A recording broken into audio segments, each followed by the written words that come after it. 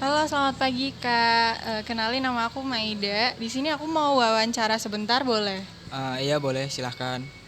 Sebelumnya boleh kenalan dulu dengan siapa ya? Kenalin, nama aku Ades Nurendi Pratama, biasa dipanggil Ades. Hmm. Oke, kali ini aku mau wawancara tentang UTBK nih.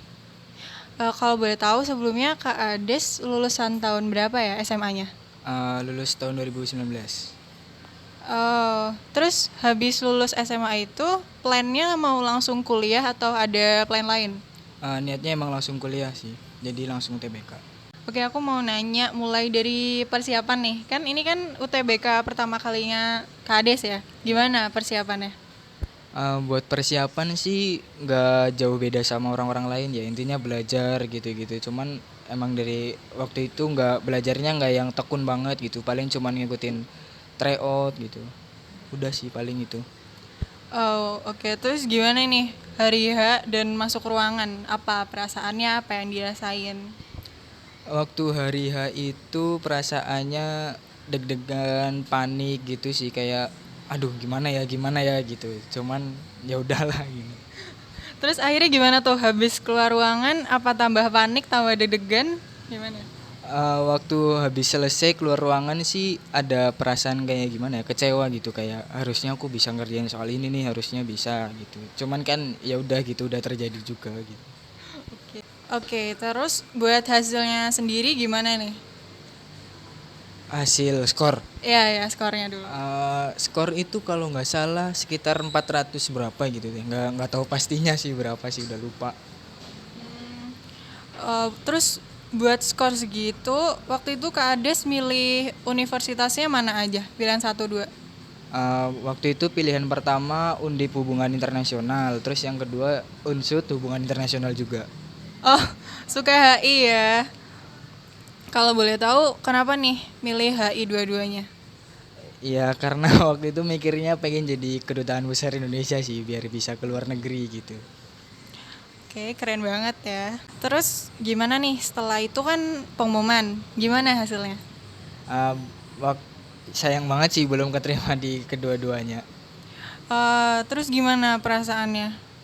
Perasaan pasti ada kecewa, nyesel gitu. Kenapa nggak belajar? Cuman kan ya balik lagi udah terjadi gitu. Jadi ya udah aja. Eh, tapi nggak yang sedih berkelanjutan kayak gitu nggak? Enggak sih, karena ya emang apa ya, perjuangannya kan nggak yang sampai segitunya gitu. Jadi ya udah bisa nerima aja gitu. Oke, nah itu cerita dari UTBK yang pertama ya tahun 2019-nya. Nah kan dari UTBK yang pertama belum diterima ya. Terus untuk plan selanjutnya apa nih? Buat plan selanjutnya ikut UTBK di tahun berikutnya sih, di 2020. Oh berarti Kak Ades nggak ikut ujian mandiri atau ujian lainnya gitu? Buat ujian mandiri gitu-gitu enggak sih, karena emang dari orang tua belum setuju lah buat ujian mandiri gitu, karena biayanya terlalu mahal katanya. Oh berarti memutuskan untuk gap year ya? Ya bisa dibilang gitulah, nganggur setahun. Nah selama gap year nih kegiatannya apa aja sehari-hari?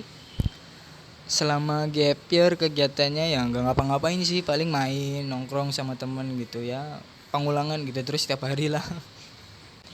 Oke, tadi akhirnya kan memutuskan buat ikut UTBK di tahun 2020 ya. Gimana nih persiapan untuk yang kedua? Jujur-jujuran sih persiapannya nggak jauh beda sama yang pertama sih, cuman gitu-gitu aja.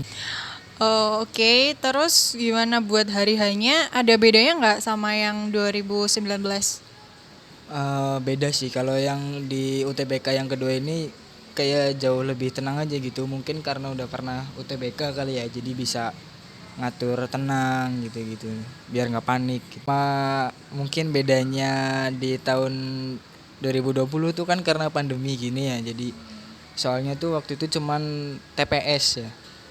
Iya, cuman TPS, terus harus pakai masker, pakai sarung tangan, gitu-gitulah, intinya protokol kesehatan gitu. Oh, berarti ada pengalaman baru ya yang di UTBK 2020 ya. Terus untuk UTBK yang kedua, pilihan universitasnya mana aja? Pilihan pertama itu Undip Ilmu Pemerintahan, pilihan keduanya Ilmu Politik Unsut. Oh, Undip Unsut lagi ya. Cuman jurusannya ganti. Oke. Nah, terus kan katanya persiapannya tadi nggak beda ya sama yang pertama. Kak Adis ada ekspektasi apa gitu nggak untuk yang 2020 ini? Nggak tahu kenapa ya, walaupun persiapannya kurang gitu, ngerasanya persiapan kurang, tapi kayak udah berekspektasi bakal keterima aja gitu, udah optimis banget lah intinya. Oh, oke, optimis banget ya. Tapi menyiapkan opsi lain nggak kayak universitas swasta atau mau gimana gitu? Ya balik lagi karena udah optimis gitu jadi nggak nyiapin apa-apa. Oke, percaya dirinya bagus ya. Terus gimana nih hasil akhir dari UTBK 2020? Ya alhamdulillahnya keterima di pilihan kedua sih, di Ilmu Politik Unsut. Selamat. Kalau boleh tahu, skornya berapa tuh keterima di ilmu politik Unsut?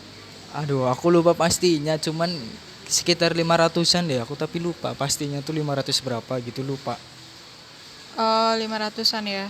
Nah, Kak Ades expect nggak bakal keterima di Ilpol Unsut dengan skor segitu?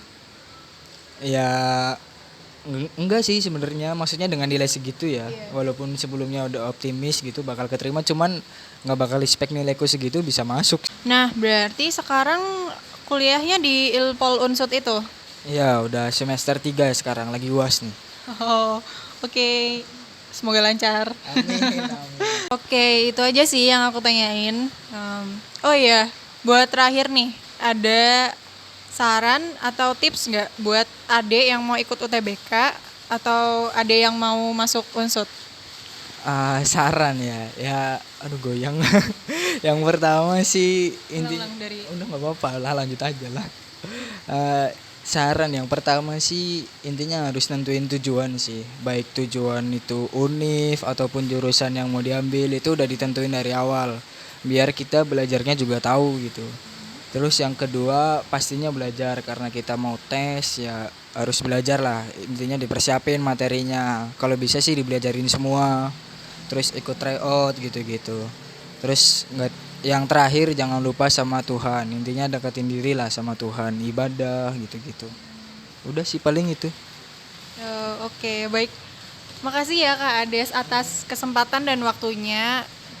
Aku bisa tahu pengalaman UTBK-nya, ikut 2 kali, terus tanpa persiapan tapi lolos, itu beruntung banget. Siapa lagi coba? Oke. Sekian.